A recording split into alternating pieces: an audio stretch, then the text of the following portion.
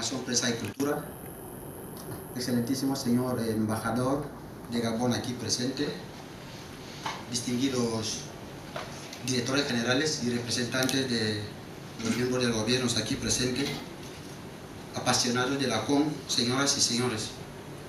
Estamos ante un hecho histórico, sin duda, que marcará un antes y un después de nuestra cultura. Se trata de la primera conferencia subregional sobre la importancia de ACOM.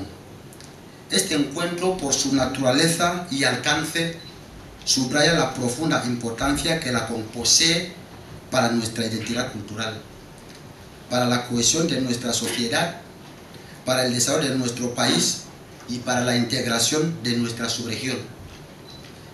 Como bien se sabe, cuando un juego se reglamenta, se transforma en un deporte. Precisamente hoy iniciamos el camino hacia la reglamentación armonizada de nuestro querido juego cultural ACOM, llámase Songo, con el noble objetivo de elevarlo a la categoría de deporte nacional y subregional. La trayectoria de la mayoría de los juegos culturales y deportes tradicionales siempre ha comenzado con orígenes modestos y un desarrollo gradual antes de consolidarse a nivel nacional e internacional. El ACOM no es una excepción. Hemos invertido tiempo, esfuerzo y paciencia para cimentar la condición de que este juego ancestral posee el mérito y la estructura de un verdadero deporte.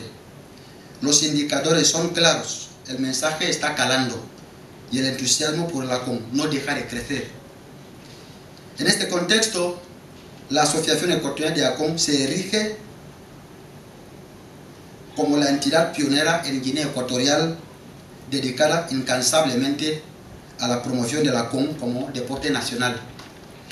Hacemos un llamado vehemente a nuestro gobierno a través del Ministerio de Educación, a través del Ministerio de Información, Prensa y Cultura, para que nos sigan brindando su apoyo incondicional en la implementación de los proyectos de desarrollo de este deporte tradicional.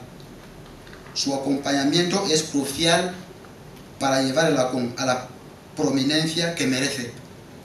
Reiteramos nuestras más sinceras bienvenidas a todos los presentes y les invitamos a disfrutar plenamente de este evento, enriquecido con temáticas de interés común que sin duda fortalecerán los lazos que nos unen en torno a nuestro patrimonio cultural.